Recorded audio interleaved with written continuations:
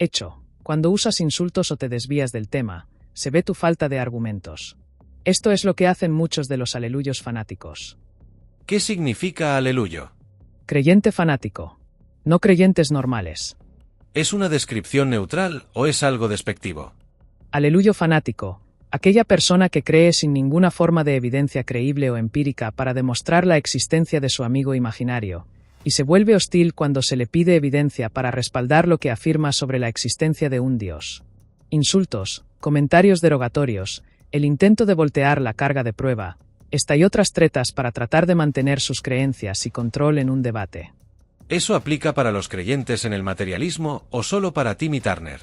Aleluyo fanático. Gente que apasionadamente y tenazmente defienden a todo costo ideas o creencias que no tienen una gota de evidencia creíble o empírica de fuentes de información reputables para demostrar que son reales. Timmy Turner no califica por ser una caricatura de la televisión. Ok, suena como a los ideólogos del género, a los materialistas subjetivistas y a los empiristas. Lo raro es que el concepto señala a estos, al mismo tiempo que es radicalmente empirista y falsacionista. Es decir, parece un concepto autocondenatorio, al menos que se refiera únicamente a temas científicos. Puedes resolver este problema fácilmente. Produce evidencia creíble o empírica de fuentes de información acreditadas para demostrar la existencia de un Dios. Fácil. Tu petición es inapropiada. Quizás no sepas por qué, lo cual es comprensible ya que siempre ignoramos cosas, pero aquí te explico. La petición de evidencia empírica para demostrar la existencia de Dios es inapropiada por diferentes razones. 1. Error de categoría. El debate sobre la existencia de Dios es filosófico y teológico. La evidencia empírica pertenece a otras categorías. La exigencia de evidencia empírica para probar la existencia de Dios aplica criterios inadecuados a una cuestión metafísica. Si bien la ciencia es poderosa para estudiar el mundo físico, no tiene jurisdicción sobre temas trascendentes. 2. No todo lo verdadero es empíricamente demostrable. Existen verdades matemáticas, lógicas y filosóficas que no se basan en evidencia empírica, pero que son universalmente aceptadas. Por ejemplo, el teorema de Pitágoras no requiere experimentación para ser verdadero. 3. Dios como explicación última. Muchas argumentaciones filosóficas, como la del primer motor inmóvil, Aristóteles y Tomás de Aquino, o el argumento cosmológico de Kalam, se basan en principios racionales que no dependen de evidencia empírica, sino de razonamiento lógico. Estas argumentaciones sugieren que la existencia de Dios es necesaria para explicar el origen del universo y las leyes de la naturaleza. Haces que pierda mi tiempo con tus falacias creacionistas. Para no perder mi tiempo, el argumento Kalam es una falacia, pues asume que toda parte del universo requiere una causa y que todo el universo requiere una causa. De este argumento existe cero evidencia empírica. Además, si Dios fuera real no existirían los creyentes, porque lo real no se cree, se conoce. Tu tiempo ya está perdido, al igual que tú.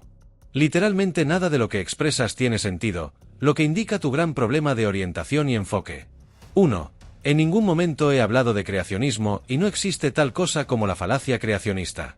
De hecho tú, al hablar de falacia creacionista cometes la falacia del arenque rojo, pues te desvías del tema para validar tus opiniones sesgadas y totalmente subjetivas. 2. El argumento Kalam no es una falacia, pues su conclusión se sigue lógicamente de sus premisas. 3. El argumento Kalam no asume que toda parte del universo tiene una causa, sino que todo lo que empezó tiene una causa. Es totalmente distinto. ¿No estarás tergiversando nuevamente para validar tu postura? Eso diría mucho de lo mucho que tú dudas de tu propia postura filosófica sobre la realidad. 4. Si el universo empezó, que es lo que siempre se ha asumido con la excepción de quienes creen en un universo eterno, entonces lógicamente el universo tiene una causa según la lógica causal. 5. No has refutado el Kalam y ya estás diciendo que carece de lógica solo porque no lo entiendes. 6. Creyente es una palabra que define a quienes aceptaron el testimonio de la resurrección de Cristo. No aplica a todo el teísmo y tampoco es un despectivo orientado a creer sin evidencia. 7. Tu argumento si Dios fuera real no existirían los creyentes porque lo real no se cree, se conoce. Es una combinación de falacias tan risible que solo con preguntarte si tú crees en esa afirmación el argumento se autorrefuta, tanto como si te preguntara por la evidencia empírica en el argumento. Te presento la única evidencia irrefutable de la existencia de tu amigo imaginario, en el trasero de un perro, el creador del universo, y la primera causa del argumento de Kalam. Ven aquí y dale un besito en la cara, jajaja. Además, Tu larga página de diarrea verbal es solo una excusa que pretende esconder el simple hecho de que tu amigo imaginario carece de evidencia empírica para su existencia. Te incluiré en mi lista de aleluyos. Hecho. Cuando usas insultos o desvías el tema, se ve tu falta de argumentos. 1. Llamas diarrea a una explicación básica sobre el error de categorías. 2. Llamas excusa a lo que es claramente una explicación aclaratoria a tu confusión. 3. Muestras una extraña obsesión con la evidencia empírica. 4. ¿Llamas amigo imaginario a Dios? 5. Me incluyes en una supuesta lista de la cual no tienes evidencia empírica y que además te describe más a ti. En resumen, empezaste diciendo que son otros quienes recurren a insultos y agresividad por falta de argumentos para terminar siendo el único aquí haciendo eso.